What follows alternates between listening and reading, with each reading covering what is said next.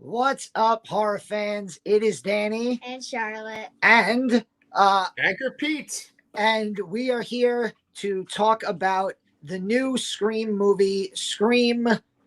That's it. Just Scream. Not Scream Just Scream. 5, not Scream 2022, just Scream.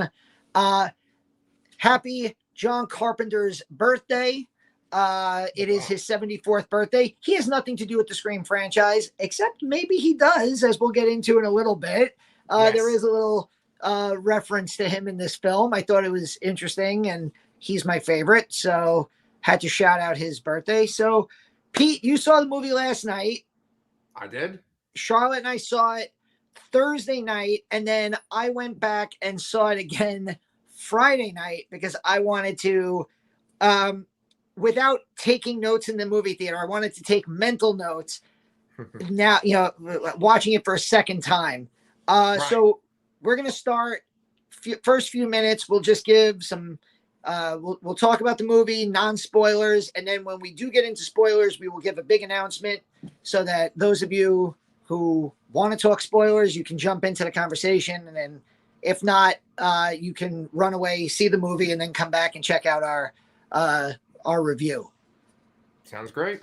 All right. So you saw it the freshest of the three of us, Pete. Right. So the movie is freshest in your mind. What did you think of the newest Scream movie?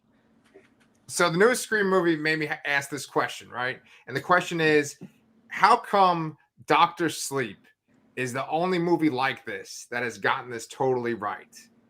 And there's all varying degrees. Like, I made a list of all the movies that this movie's like. You ready for this? Let's see how many of these you've seen too, Charlotte.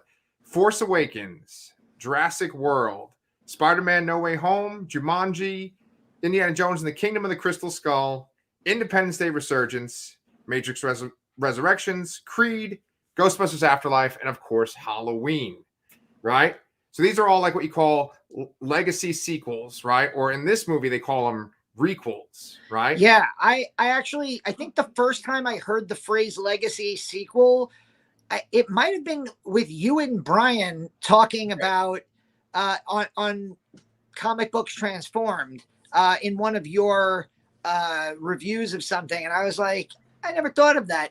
But I actually wrote down one of the main points of this movie is obviously, if you're a Scream fan, you know that they've been making stab movies in the Scream universe since part 2. Scream 2 actually opens at the premiere of Stab.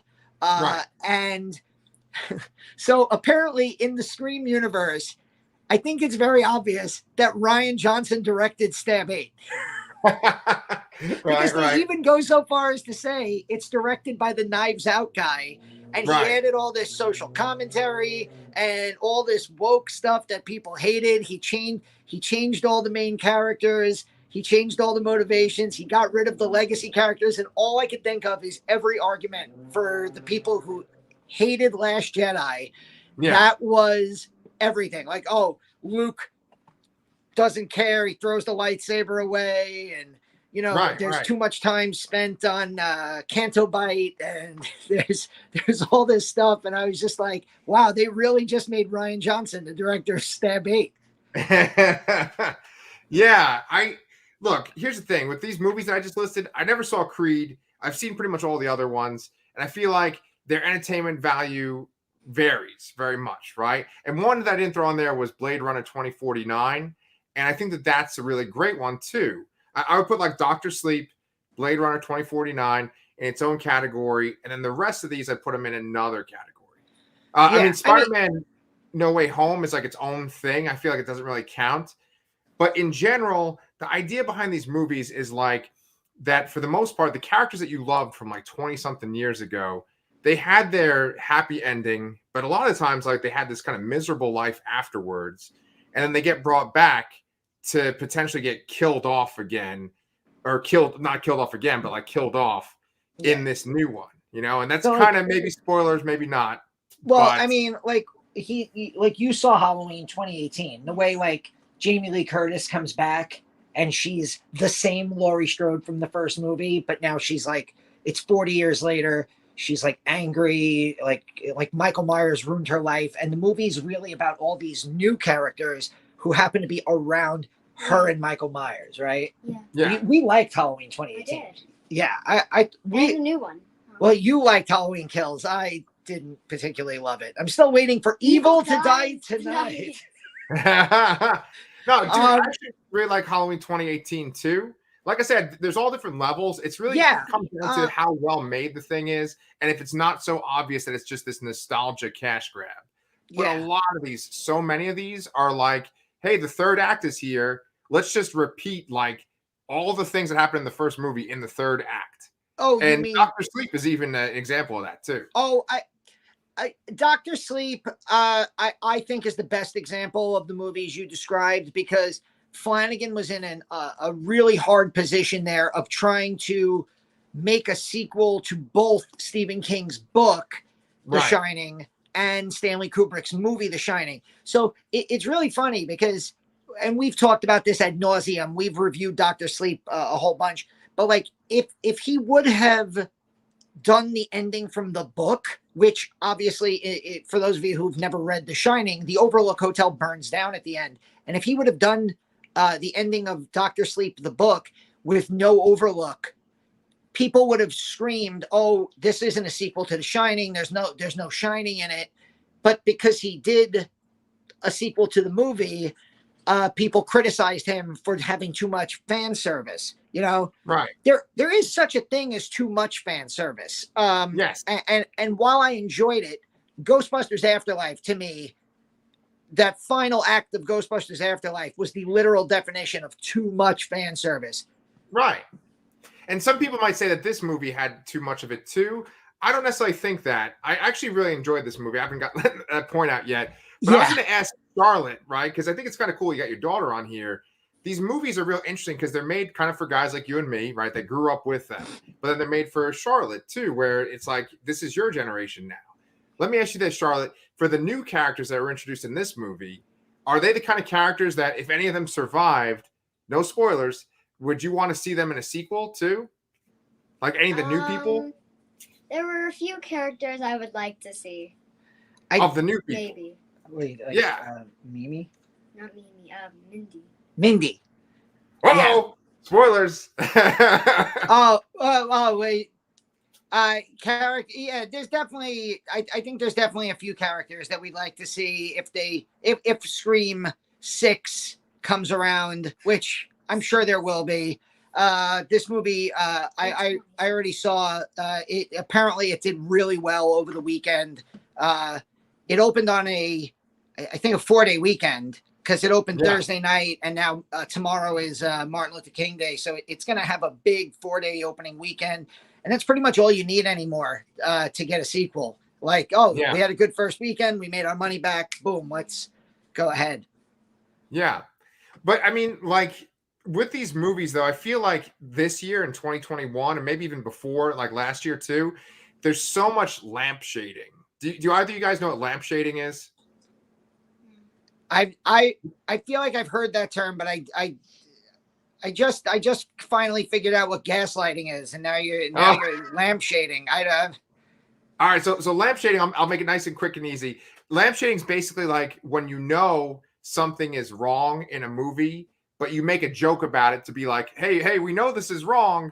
And like, so a lot of these movies that are these longtime sequels, they kind of like to make fun of themselves to be like, hey, we know. So like a great example would be like in Matrix Resurrections, when the guy's like, oh, we have to do this because Warner Brothers will make this without us, right? I was going to say the example from Halloween 2018 when they're like, wasn't Michael Myers her brother? And they're like, no, that was just a bunch of stuff that people made up.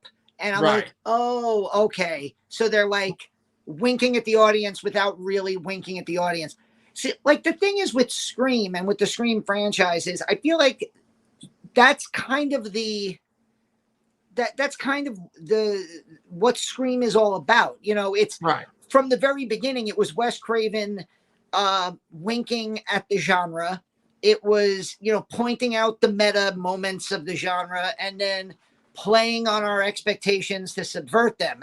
And I think that he does that every movie. When Scream 2 was, oh, we know you've watched horror franchises, so you know about horror sequels. And then part 3 was about trilogies and then reboots. And now we're doing these legacy sequels. Cool. And it's interesting that, Screams 1, 2, and 3 came out in a 5-year period. Right. And then there's been an 11-year break between each of the next 2. Okay. And it's almost like the first 3 were like, okay, we have a clear trilogy in mind. We're gonna tear down the horror genre and recreate it. Then we're gonna mess with sequels. Then we're gonna mess with a trilogy. Right. And then we're gonna give the horror genre a break, and we're gonna assess where it has been over the last 10 years. And then we're going to reassess it. So I feel like Scream 6, if there is one, should come out 10 years from now and be like, oh, so the legacy sequel era of movies has come and gone. I'm not watching it when I'm 20. When you're 20, oh God, I just realized in a decade, Charlotte will be legally allowed to drink, and we'll go see Scream 6 and then go out and have a beer. Yes. I didn't say now. Put that well, beer let away. me ask you this, right? And this is my question for Charlotte too. Charlotte, out of all the 5 Scream movies, which one do you like the most? I have to say the original. Yeah, and they make jokes about it in this movie too. They also say like, oh, the best one is the best one is the first one, right? And like it hasn't ever been as good, right? Yeah. Like I think everyone loves the first Scream. I've seen the first Scream many times, and just like all the other movies you've been talking about, like Matrix Resurrections and stuff, there's always that like real focus on that first movie, and then they do like little references to the sequels and stuff too, right? And Danny, you mentioned how like all the first 3 are all interconnected, and it's all like one after the other. Like this is the first one that Wes Craven hasn't made, right? Out of all 5. Yeah, I think the series is in good hands, though. Yeah. These are the guys behind. They're in the group Radio Silence, and they did Ready or Not, which is like I was telling Charlotte in the movie theater. I was like, because when we walked out of the movie theater, she was like, we were both again, like you said, you liked this movie. I really liked it too. Charlotte liked it a lot, and I was like, you got to see Ready or Not, like, and you could tell, like, this movie was made by the Ready or Not guys. Like, sure, a lot of the gore reminded me of scenes from Ready or Not. There were some comedic elements that, like lines of dialogue and the way the characters interacted, that reminded me of The Family in Ready or Not. So, yeah. I want to see it. Yeah, Matt Bettinelli-Olpin and Tyler Gillette, I think are their names. Correct. Yeah.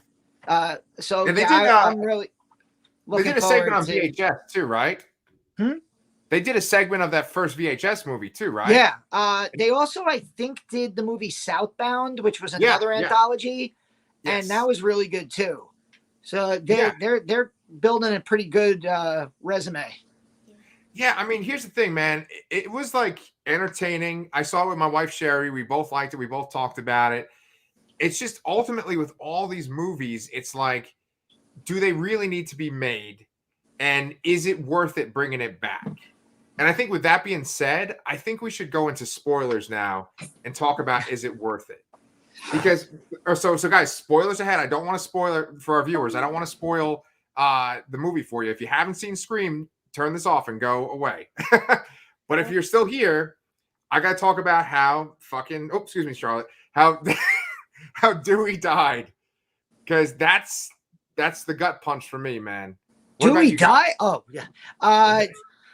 Also, spoiler, Ghostface is the killer in this movie. Oh, right. Wow. Okay. Right. Really? Listen,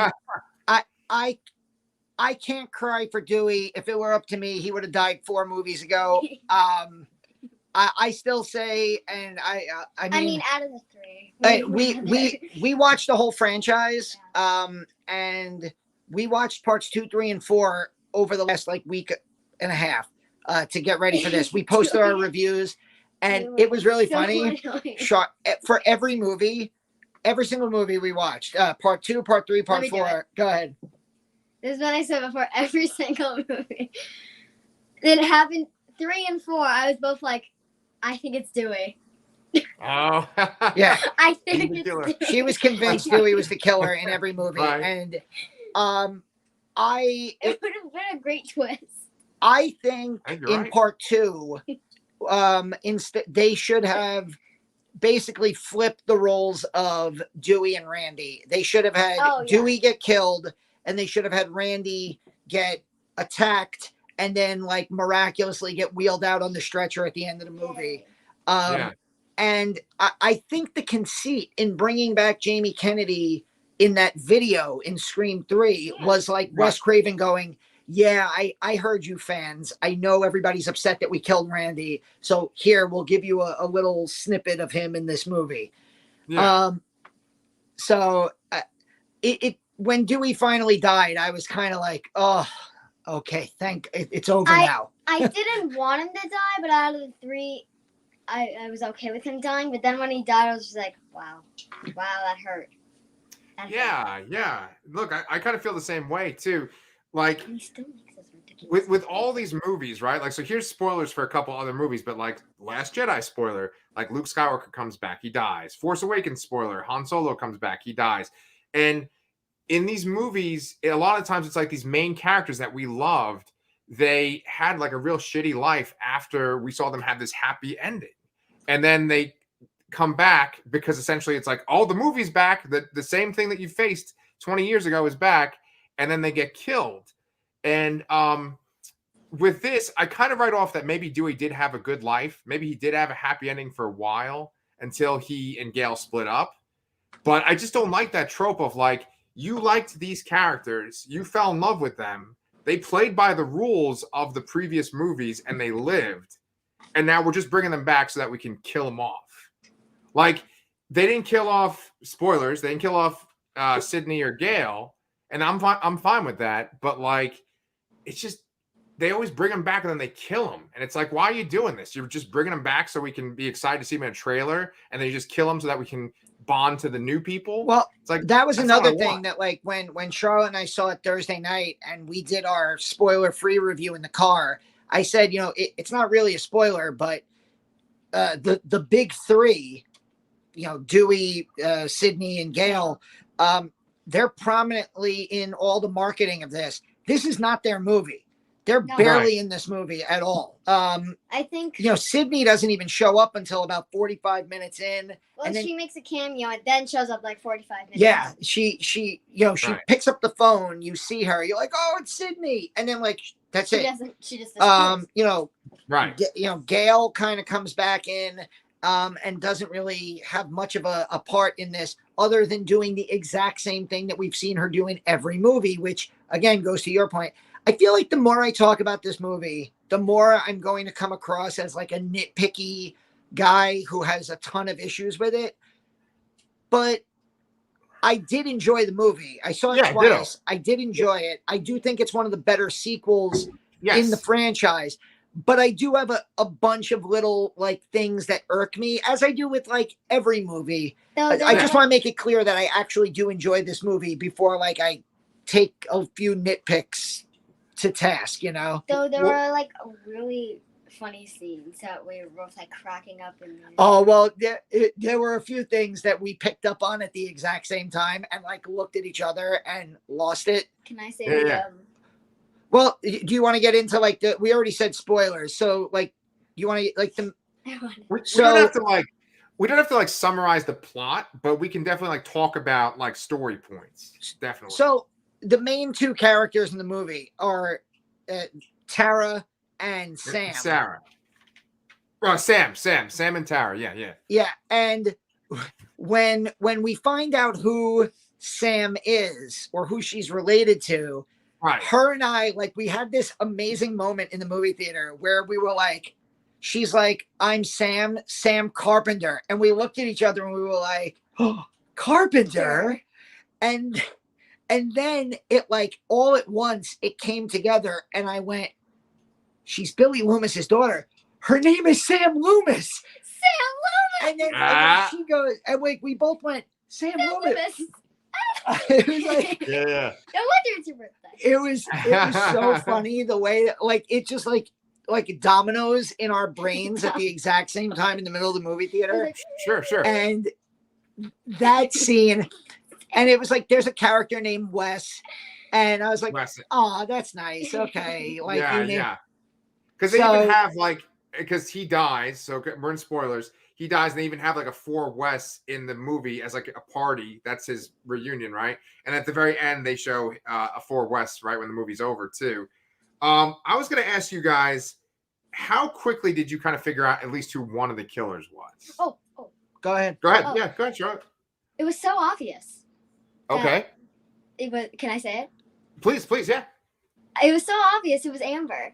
At the first, I mean, the beginning scene, it was her phone, and they're trying to trick us into thinking it's not Amber, but really it is Amber because it's on her phone. Right. So I also said this in my spoiler-free review. My biggest issue with this movie was the killer reveal. I get why it was done. I get why it was done, especially with, again, spoilers, especially with Richie. The whole idea that Dewey literally points him out immediately and is like, well, how long have you known this guy? You know, because the boyfriend's usually the killer. Right. And I was like, well, that would make sense if you're doing like, if you're playing with the rules of a movie like this. But the thing is, I was on Amber immediately. And from the first phone call in the opening scene, because it was coming from her phone. And then the next scene was coming from, like, the next phone call was coming from her phone. And it just seemed such an obvious throwaway line about, like, oh, somebody cloned my phone. And I'm like, what? And also, what is that? This she's as big as me. How did she take on Dewey? Okay, my wife said the exact same thing. Like, how did she take on Dewey? The thing is, with all the Scream movies, people can usually point out who is doing the killing, right? And with her, I think it was always when the killer was like this with the knife, like doing that extra force, right? Because she's not as strong as some of the guys that she's going up against. And so she's like going like this. Yeah, I mean, watching it for the second time, knowing that she's the killer, knowing especially that she's the one that kills Dewey. Like, Dewey's an adult man. Yes, he's been stabbed a bunch, and yes, he has a limp, and I get it. But he's an adult man, and she's a petite figure. And it just doesn't seem believable that she's, like, flipping him over and, like, outmaneuvering him. And I know that, like, in movies, a bulletproof vest is, like, a deus ex machina. But, like, she's like an 88-pound girl who took 3 bullets to the bulletproof vest. Right. I don't think she's popping back up. And like I get it. It's a Scream movie. Right. You know, in the last movie, Emma Roberts was one of the killers in part 4, who is same size issues that I have. You know, in Scream 2, am I supposed to believe that Billy's, 50-year-old mother is, coming back, hanging on cars? I don't know. It really, I was on Amber from the beginning. Also, the other reason that I thought it was Amber is because they're making all these connections to the first movie. So again, so you have Sam, and Sam is the illegitimate daughter of Billy Loomis. Skeet Ulrich was awesome in this movie. Oh my God, I was like, and I'll tell you what, and this is all on me, and because I let it get into my head. I'm like, I know Stu's dead, not Stu. I know Billy's dead. So if he's going to appear as like her psychosis in her mind, why can't we see Stu? Yeah. And I kept thinking to myself, Stu's going to be in this movie somehow. And it just didn't happen. And that was in my, At first, I was like, oh my God, Stu's coming back as the killer. And I was like, oh. But that would have been ridiculous. Danny, I was going to say, like, a little side note, Charlotte, you're probably not going to know what I'm talking about, but they kept calling him Stu Macher because that's his name, right? But I was convinced his name was Stu Redman because of The Stand, right? So I'm sitting there, I'm like, wait a minute, why do they keep calling him Stu Macher? His name's Stu Redman. And then I was That's like, oh, Gary okay, never mind. Sinise. I'm dumb. But what I was going to ask you guys though is that like with the new characters, right? Because everyone's connected, like you just said, right, Danny? Oh well, Like, that was the other thing. Amber had no connection, oh, okay. which is Okay. why I suspected her immediately, because you had you had Randy's niece and nephew. Yeah.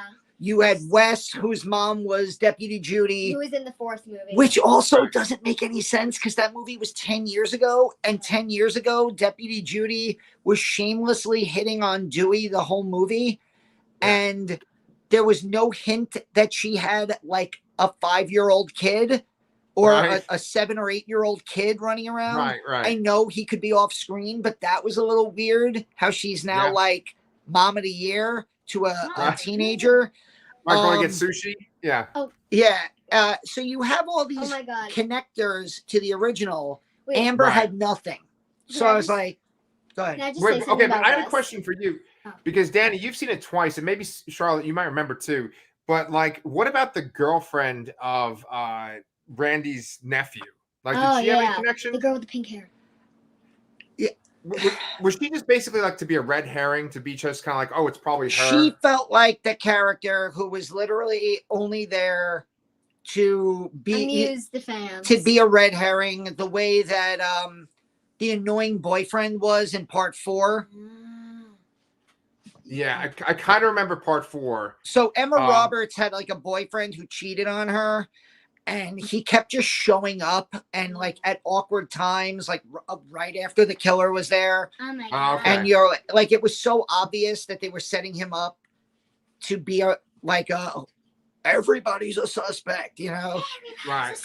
You know, what's And funny though is I was going to say Amber. She was in Once Upon a Time in Hollywood. Did you recognize her, Danny? Was she on the ranch? Was she one of the ranch girls? She was one of the Manson people. And the funny thing is the way that she dies in this is very much like the way that she dies in Once Upon a Time in Hollywood. She's one of the Manson girls at the end who gets Yes. flamethrowered. She is that one. She's that one. Oh my I god! also don't understand how she could get burned and then come back with a blob. Yeah, but that's just That's just Yeah. Scream. yeah, This that's is over the Scream. top That's you ridiculous. have to go in knowing that one of the killers is always going to come back from They always come absolute back. death. Yeah. Yeah. I The- was pretty keen to the boyfriend being one of the killers pretty quickly. What's his name? That's Richie. Richie, Jack that's Jack Quaid. Quaid, right? So he's from The Boys. He's awesome in that, and then he's also Dennis Quaid's son, right? Dennis Quaid And and Meg Ryan's Ryan's son. Right. He was great in it. He was real funny. But in the hospital, when he shows up and the killer slashes his hand versus like actually stabbing him and killing him, like, okay, he's one of the two. Yeah, Yeah. I kept watching the movie the first time, and my thought watching it the first time is, especially when Dewey was like pointing him out, I just kept thinking, this would be really obvious. I kind of hope it's anyone but him. And as the movie kept going, I kind of liked his character a little bit more, and I was like, right. it's now that I like his character, it's definitely going to be him.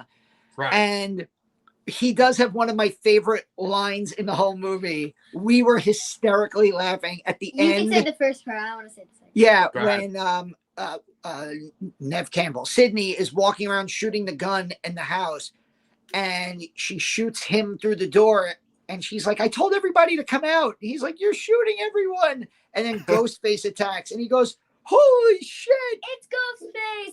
And that made us both laugh hysterically, like his reaction. And when he reacted like that, I was like, okay, I guess he's not a kill. And then like a scene later, I'm like, ah. Yeah, I know. And you know, the thing that really irked me about the reveal of the two of them is, okay, so two things. First of all, they explain it away in like one line of, we met on Reddit. Like, okay. And then and then they're calling each other babe. Yeah. And it's very obvious. So if you play with the ages of these characters, I Sure. think Sam is supposed to be 23, and I Okay. think Tara is supposed to be 18, because they Okay. say that when she was 18 and Tara was 13, she left town, and now she's back 5 years later. I can do that math. Yeah. Okay. So, first of all, I mean, there's the obvious issue of these characters are high school kids in high school, and they looked older than the cast of Saved by the Bell first season. You know, Right. when Mark Paul Gosselaar was like 32. Right. Right. And like you look up some of these actors on IMDb, they're born in like the mid 90s, and you're like, come on, guys, cast a little bit younger. Yeah. Like, yeah. Like I think Mason Gooding was born in like 94 or 96, and you're like, he's in his late 20s. Can I Come say- on. Yeah. Can I say something Yeah. about Wes? Yeah, go Go ahead. ahead. Yeah, please. Oh my God, I can't imagine how many times Wes opens the door and he's like, Oh, "Hmm?" we made jokes about that today, where like I was making her breakfast this morning. I was like, Shar, maybe I'll just open the refrigerator Yes. and there'll be a killer behind the door. Oh. But no, No, And- Yeah. that scene went on forever. it had like 5 takes. The only did thing that kinda drag. redeems that scene Yeah. is that both kills there are great. Yes. Especially Wes's death is like, wow, like really talk about in your face, right? Oh, oh. yeah, in your. Get it? Yeah. But yeah, there were people groaning in the audience for that one. What you guys were talking about laughing out loud before. My favorite moment that I laughed at was when they had all the suspects together and Dewey's pointing out who could be the killer, right? And then the kid says something mean to him. Wes says something mean to him, and he's like, "Oh, maybe you're the suspect because that cut so deep." I yeah, love it. that was great. Yeah. See, like, that's another issue that I have, positive and with a nitpick attached to it. I Right. thought that when the clique of characters that Dewey talks about in his rules, does Tara have a group of friends? I thought they were great together. They just weren't together enough. Yeah. There's this massive gap. It feels like it's about 30 to 40 minutes from that scene in the house where Mindy goes through what a requel is, and Oh yeah. they're all pointing at each other, and maybe you're the killer, this and that. Love that scene. One of my favorites in the whole movie. And then it goes about another 30 to 40 minutes before these characters are together again at the party. And I'm Right. like, this movie needed more of those characters, because like at the end, when one of those characters, Amber, turns out to be one of the killers, she's been off screen Oh yeah. so long. Yeah. And that Super gets back to Richie and Amber are like, yeah, babe. Yeah, What? babe. And I'm like, so are they a couple? So he's like a 25-year-old and he's hooking up with an 18-year-old high school student who Yeah. goes on Reddit and 4chan, and that's what we're going It with. reminds Yeah. me of part 2 where Oh yeah, because we see Mickey in the cafeteria and then 45 minutes later yeah. you remind the killer hi. Like that's Oh, a yeah, good point. yeah. I really like Mickey in part 2. I love Timothy Oliphant. He's one of my favorite Excellent. actors. Yeah. And like I totally buy him as a killer in part 2. The only problem is he's not on screen. So like when Right. he takes the mask off, you're like, Wait, who's that guy? Who's that? Yeah. No, um, really good point. and- go ahead. I was just gonna say the one thing that I really liked, and I've seen some discourse about it on social media. Most people I think are liking this movie. Yeah.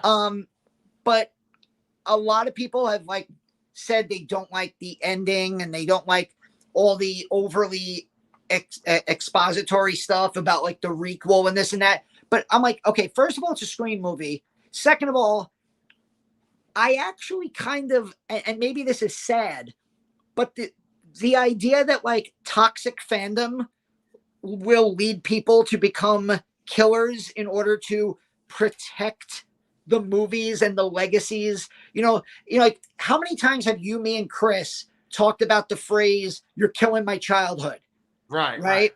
and like how Ghostbusters 2016 didn't kill anybody's childhood because Ghostbusters 1984 still exists, and you can just go watch that movie and like it. Yeah. I feel like all of those weirdos on social media who are just trolls, and they're very toxic to their fan bases. That was explored in this movie as motivation for the killers, which I thought was interesting. I just didn't like the two characters they picked. And then once they reveal themselves, there's nothing else to it, Like in the first one, Billy and Stu have like a legitimate reason for it. Well, Stu is just like peer pressure, which is great because he's the best. Oh God, what's the actor who plays Stu? Oh God, it's okay. Keep going. I'll look him up. But in Scream 2, you have Billy's mom, who can at least say revenge, which makes sense. Yeah. Yeah. Mickey really didn't have a reason, yeah, but who really cares? The killers usually have like a reason behind their reveal, and I just like it. It didn't feel like they had a good enough reason for going on like a kill. Like the fact that Richie's just running around screaming, "What about my ending? What about my ending?" Like it felt very strange. I like how well, can I say that? Yeah, go ahead. Yeah, absolutely. I like how Richie, like how Sam was like, "Don't mess with the serial killer's daughter." Right. Yeah, I like that every character in this movie is totally fine with murdering people. Yeah. Like Sydney's murdered countless people across 5 movies. Gail has murdered people. And now both of the sisters at the end of this movie, they shoot and kill people. So it's okay, So, to your point from earlier, maybe they'll come back in future movies and they'll have terrible lives caused by the murders that they committed at the end of this movie. Yeah, well, I mean, I don't know where it's going to go ultimately. Like, because if you look at the end of Halloween, right, from 2018, Jamie Lee Laurie Strode's granddaughter, the last shot of Halloween 2018 is her holding a knife. And I remember seeing that in the theater and thinking, like, oh, is she going to become some kind of killer? Like with this one, and this kind of happened in, I think, The Matrix Resurrections and a couple of them.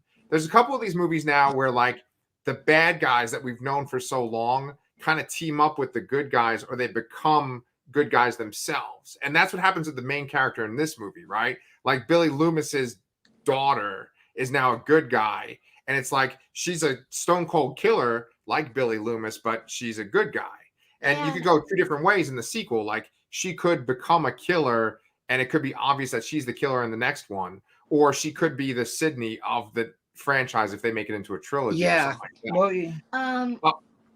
Also, Billy Loomis kind of, in his little cameo shots, he kind of turns good.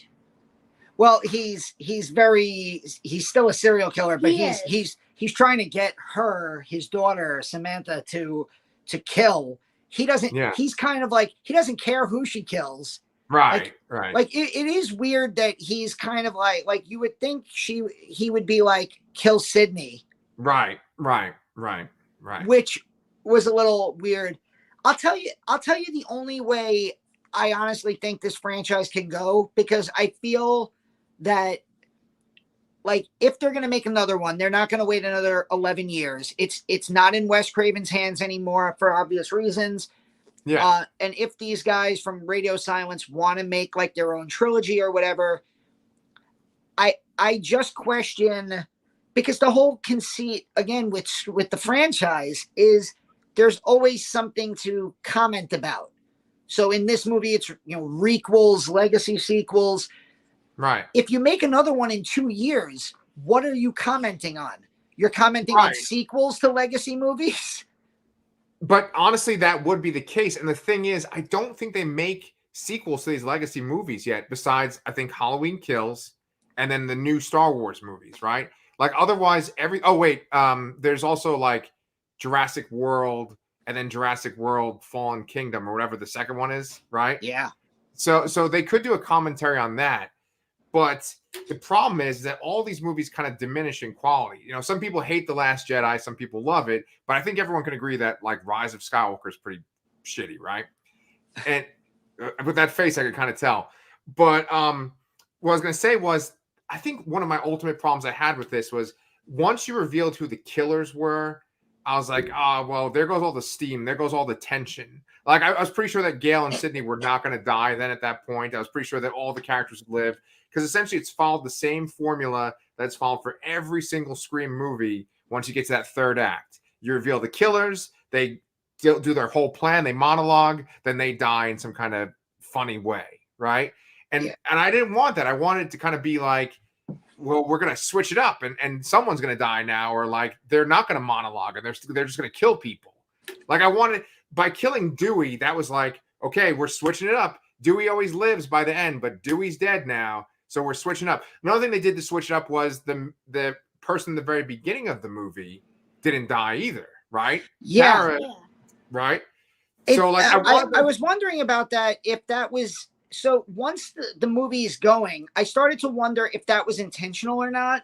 Mm-hmm. Where did the killer, because the killer at the beginning, and like you, by the way, the gore in this movie is the, aside from Drew Barrymore's death at the beginning where like her guts are hanging out, the goriest movie in the franchise, which again goes right back to Ready or Not. Like she got stabbed through the hand, and I thought of Samara Weaving getting having a hole in her hand.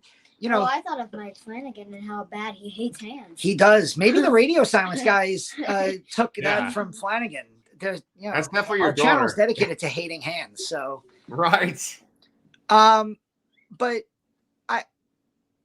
I'll tell you what I would like to see in a sequel to this movie, and maybe this is controversial, but one of the things that they mention in this movie was how the Stab movies don't have a Michael Myers or a Jason.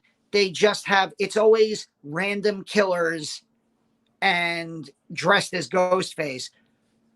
I think my idea for a sequel to this movie would be something to the effect of like, yeah, Samantha is crazy and she is the killer. And like a Nightmare on Elm Street sequel, we know it's Freddy from the beginning. There's no mystery in a Nightmare on Elm Street. There's no mystery in Halloween. We know who the killer is. The only mystery is who's going to survive and how are they going to survive. That to me is the only thing they can do with the Scream movies now, is take the mystery of who the killer is and just get rid of it right away. Show Samantha going crazy and becoming Ghostface. And my intro kill in the next movie would be Sydney. Kill her right at the beginning. Ooh. Put Nev Campbell in the Drew Barrymore slot. Get her out of the franchise. Whoa. Love her. But Gail instead. I can't stand Sydney dying. I mean, dude, like, he's got like 2 kids, man. That's cold. I mean, yeah, apparently she has a husband. So yeah. I mean, okay. I just no, like Sherry brought this up too. She was like, why did the girl Tara live in the beginning? And I think that it was because the killers wanted to get Sarah. I keep saying Sarah. I don't know what the fuck's the matter with me. They wanted to get Sam to Woodsboro. That's why she was still alive, and they didn't kill her, right? But dude, I'm all on board for your like sequels with her as Ghostface, and that's cool. Take away the whodunit, which I mean that is such a core part of Scream, though. But like make it that she is the killer, right? And I like that idea because all these sequels are about legacy. Dewey's a legacy character. Gail's a legacy character. Well, now the legacy is literally killing people. Yeah. And like they could call this trilogy the Scream Legacy Trilogy. You know what I'm saying? Yeah. And you could get Rian Johnson to direct it and it'll be perfect. First of all, I need to point out, I'm dying to see the Stab 8 from this, because there's a scene that they show with the dead meat. She was really excited. Oh yeah. James A. Janice. Yeah. Chelsea too. Chelsea was there. Yeah, right. Because Charlotte watches like every horror movie we watch that has been covered on a kill count. She's watched it this has to be 4 times. This has to be but she, we were like, when they're showing the scenes in Stab 8, and it's like a gold-faced Ghostface with like a flamethrower, and I'm like, okay, that movie looks cool. I don't even remember that. Hey, look, I like The Last Jedi. I'm that guy. So yeah. Didn't he have like a sleeveless shirt on at one point too? Right? Yeah. It was awesome. I also liked the standalone Child's Play remake. That was I never watched it. Yeah, I thought that was pretty good too. So yeah. No, I mean, dude, I think you kind of just wrapped it all up and you put the nail in the coffin when you said Rian Johnson should direct the next one. I think that's a great idea. But like, I want to bring up one little complaint I had, because one thing I want to say across the board is I actually really like this movie. I do feel like, could we have lived if we had never seen it? Absolutely. Like, is it worth it bringing it back just for what we got? I'm not sure. But one thing that I had a complaint with, and I was telling Sherry this too, it's like the girl's mom, Sam's mom, and Tara's mom, they said that she was in a conference in Britain or something. London, right? Yeah. London. And so she couldn't come home. I'm like, your daughter was stabbed by Ghostface and you're not coming. It's like, come on. You live in Woodsboro.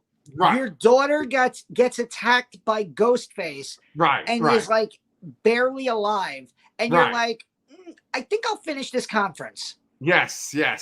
Yeah, there were a lot of things like that like I said, like the whole Amber Ritchie, I love you, babe. And it's like, so they're together? Like, yeah. I literally, one of the things I went to, when I watched it the second time, I watched it because I didn't know if I missed something, whether or not Tara and her friends were in high school or if they were in college. Right. Because in part 2, in Scream 2, Sydney and everybody, they were in college. Right. So I'm like, okay, now, like, sex and alcohol and partying like crazy with no parents, it makes a little bit more sense. But no, the movie starts and they are in front of a high school, Woodsboro High School. And I'm like, these actors all look like they're in their mid to late 20s. Apparently, the Randy's nephew, his girlfriend had like a fling with a guy who looks like he's 45 and who's hanging out outside of a high school. Right. The kids go to a bar. Yeah. I don't know. Like I've grown up in Brooklyn, big city my whole life.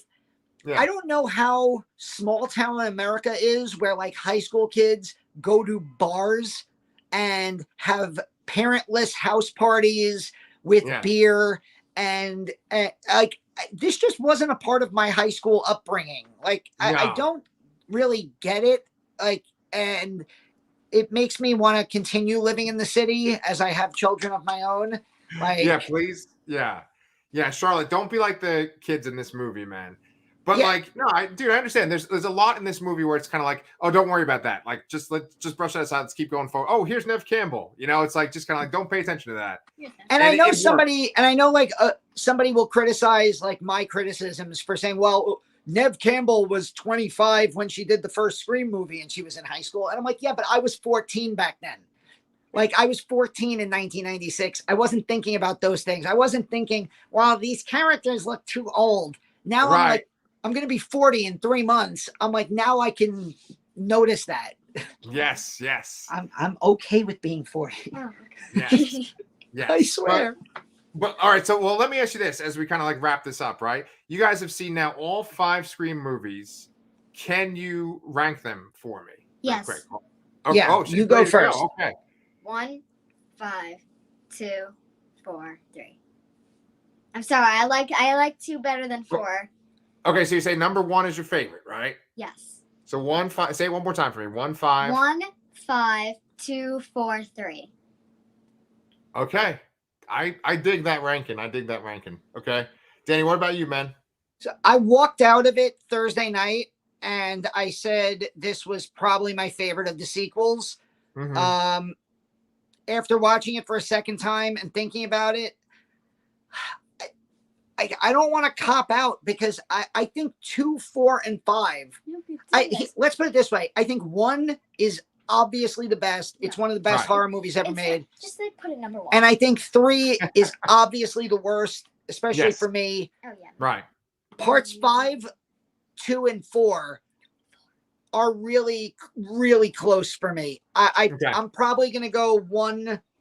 Maybe it's recency bias, but maybe 1, 5, 4, 2, 3. Oh, Okay. I was Okay. just making sure you go. But yeah, I like 4 and 2. Like if I watch them one more time, could jump this one on the next Yeah. viewing. I had to say 4's killers were better than 2, but 2 just had like I liked Sydney in this one. Her friends were good. Yeah, I like liked how I like the the friend group characters. in this one. Like I loved Randy's niece and nephew. Yes, I thought I love- Mindy I love was Mindy. Yeah. was great. Like I was both of us were kind of hoping Kirby R.I.P. made an appearance from part 4. Oh, I was so And upset. because Mindy and Kirby would make like a perfect like that would be a great idea. That's my sequel pitch Yeah, is Derby comes is back. Sydney dies in the opening screen Right. scene a la Drew Barrymore. Okay. We find out immediately that it is Sam having gone completely crazy after the events of this movie. I like the And mystery.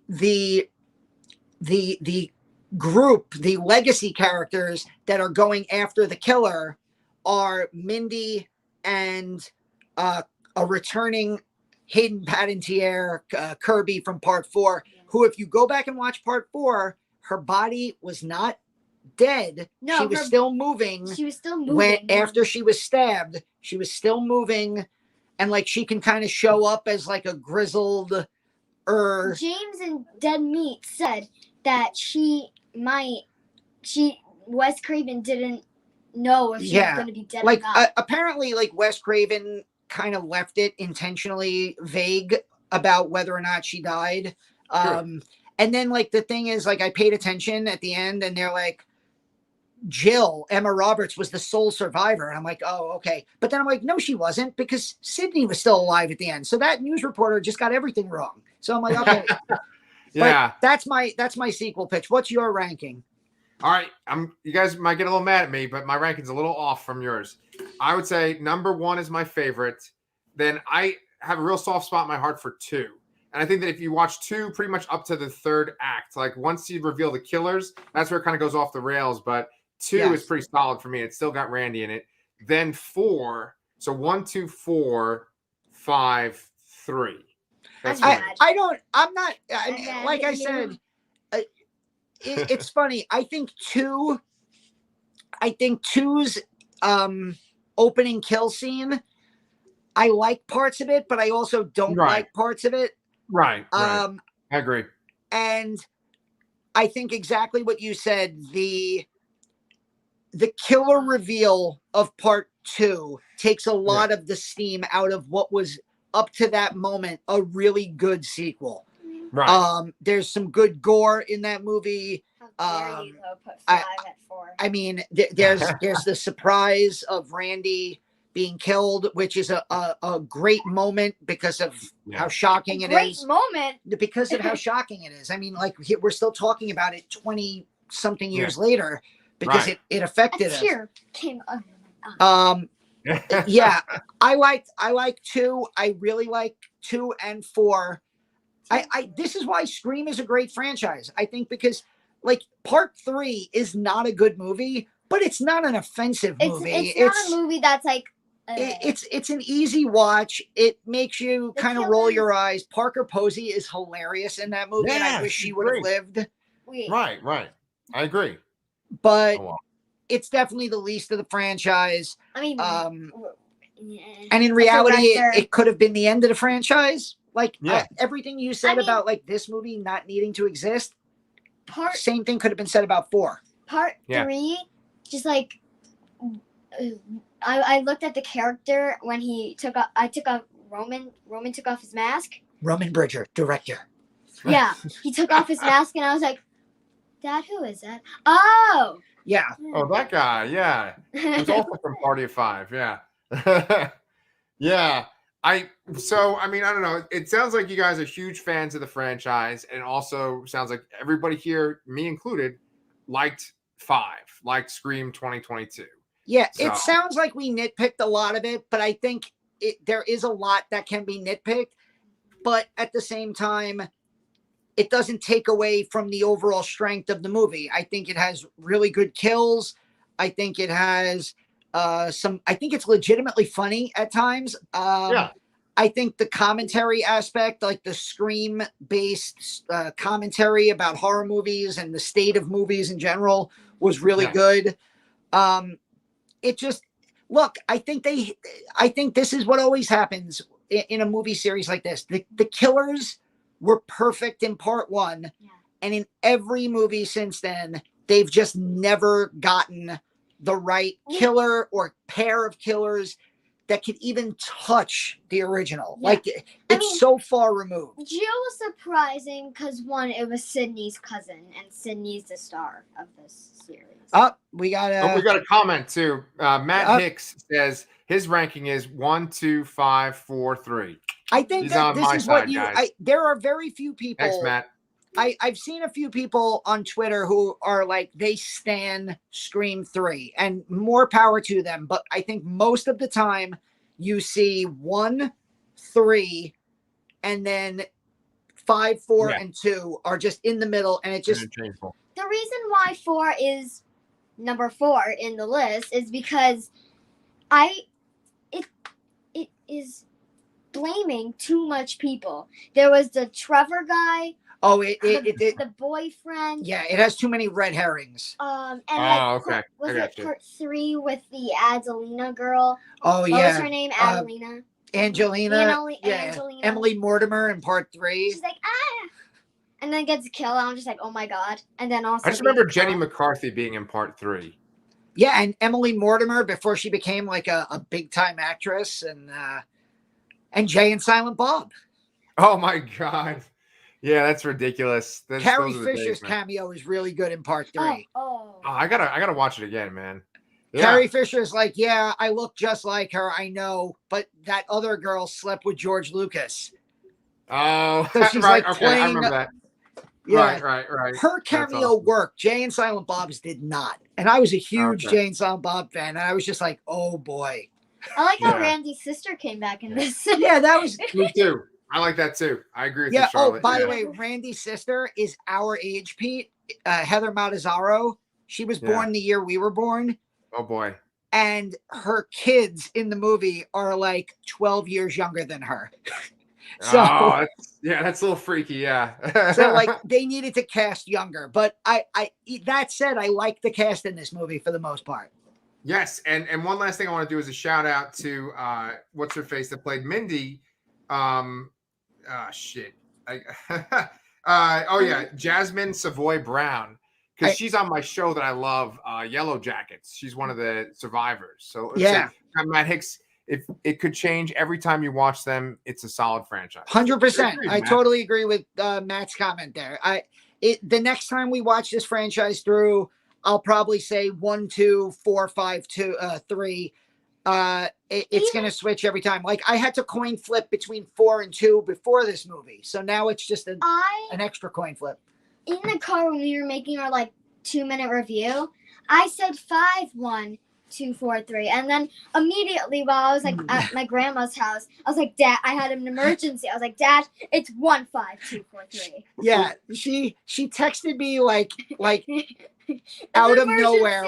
I'm at work. And I look down and I'm like, I see text messages from Charlotte. I'm like, what's the matter? She's like, I changed my Scream franchise ranking. This is serious stuff for her. I know.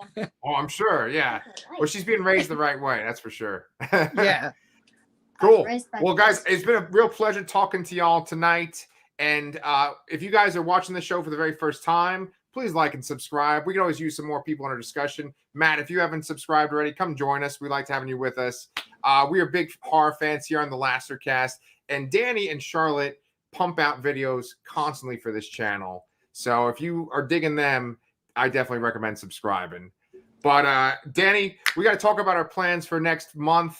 But until then, we will see you guys next time, okay? All right. Bye. Good night.